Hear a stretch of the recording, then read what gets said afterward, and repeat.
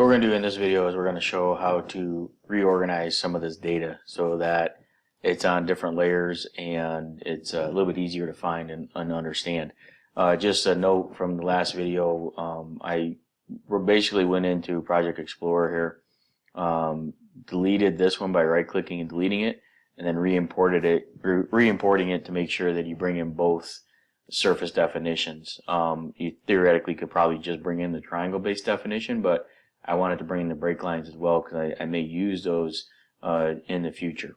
But you'll notice there's a big difference between the triangles that you see here on what is the triangle-based surface versus the triangles that is just the break line. So there's a lot of definition and details missing when Business Center takes the break lines and recreates the surface basically as a Business Center surface. Is not exactly the way that it was built by the engineers.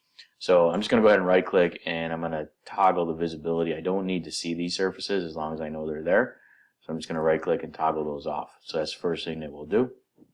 Next, the same thing with the break lines of the roads. We know that that's this here, so I can just turn that off. So I don't have to worry about relayering those. They're off. Now all the alignments are on layer 0 here. So what we can do with that is come into the Project Explorer or actually under View Filter Manager. If we come into this drop down here under my filter, you can see that if I pick on just this and display members of selected, so I'm going to just do that, it's displaying just the alignments. So what I'm going to do is I'm just going to window those, and we're going to go to the properties. So right click and go to properties, and we're going to go ahead and make a new layer called alignments. And I'm going to go ahead and set that as a red color and click close. So now I've got those on that particular alignment. So now when I come back here, the next thing we want to do, I'm going to toggle that off so that it turns everything on. We can see now what we have is a surface for our L1 and our triangles. I can also turn those off, so I can basically toggle the visibility of those for now. And what we're going to have left with is a bunch of lines. Okay, so I'm going to open up a 3D view so we can see these and kind of get an idea of what we're looking at here. So we see all the lines, the cross sections. We can see all this information, and then if we were to turn on this triangle here, you can see that we've got the surface in here, and you can see that not all of these lines are used to build that surface. So there's a lot of 3D lines here, but we're going to use those 3D lines here in a second. So I'm going to turn this off. So there's a tool on the Home tab that you can use, which is the Selection Explorer. So if I unpin this here, actually let me open that up, and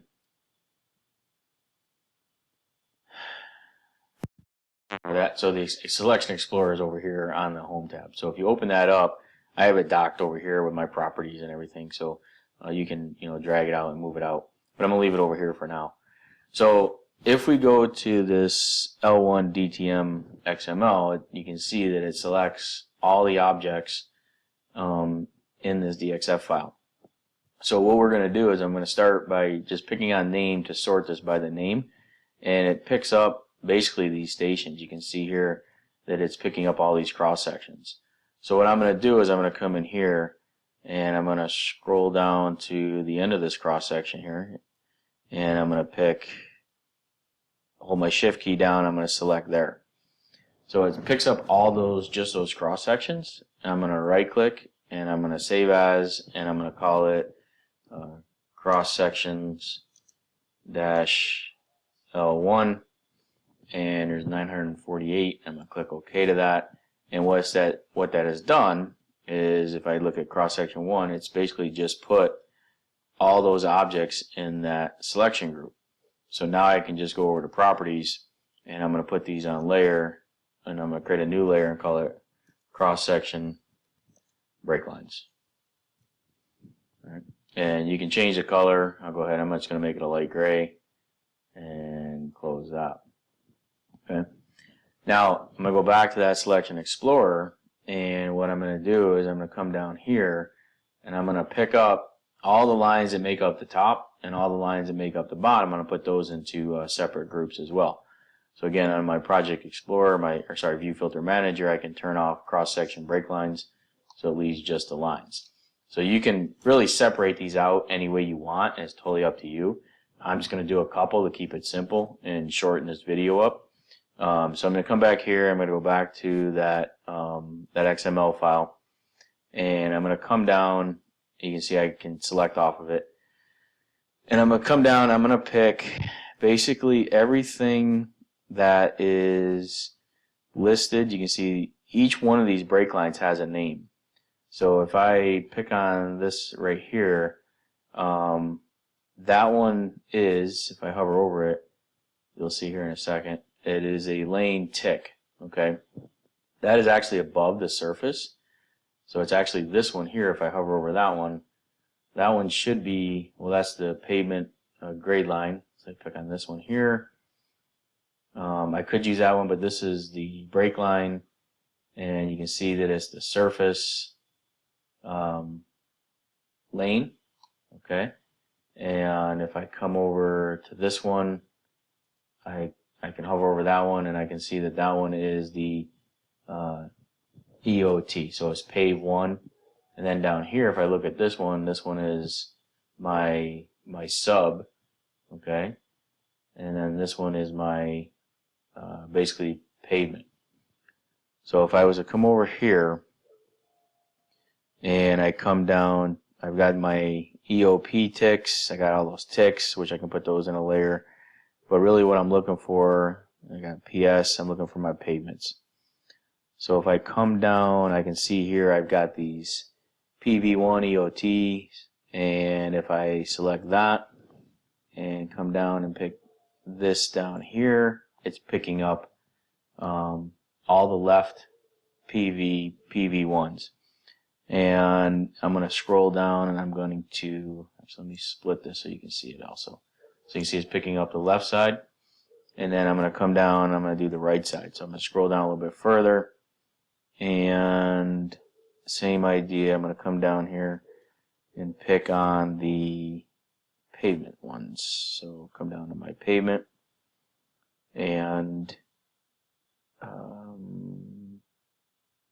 hold the control key down and shift, or hold the control key down, pick the first one, and I'm going to come down and pick those. Okay. Now there should also be other ones. I've got slope, ditches, subbase, right? So there's a bunch of them there, but you can see it's picked up all those lines that are there. So what I'm going to do here is I'm going to come up to where I have those selected, because I think if I right click on that, it's going to not give me what I want. So I just want to come down here and make sure that I have all those selected. I'm going to right click here, and I'm going to do a save as, and I'm just going to call this pavement and top lanes, or yeah, break lines, yeah, okay, or yeah, break lines, okay. Click OK to that. So it's about 24 of those. And then I'm going to do the same thing. So I'm going to do those first. Come up here, pavement top break lines, it picks those.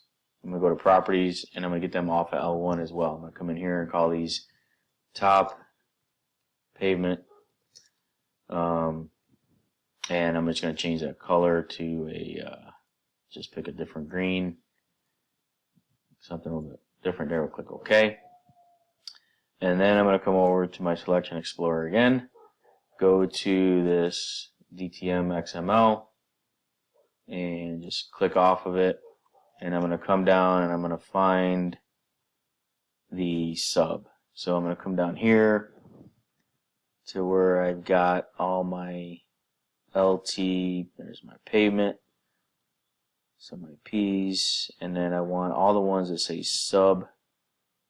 So I'm going to come down here and I'm going to pick on sub. So I've got, these subs, and again, I can split these out even further, but this gives me what I want, to be honest with you. So I got trench out, sub, all that. So I'm just going to come down here and I'm going to pick all those subs. So you can see those are all the sub baselines there for the left side. And I'll do the same thing down here for the right side. So I'm going to come down and I'm going to hold my control key down, pick the first sub for the right, holding the control key down, I'm going to come down here and pick the last one with the shift key selected as well.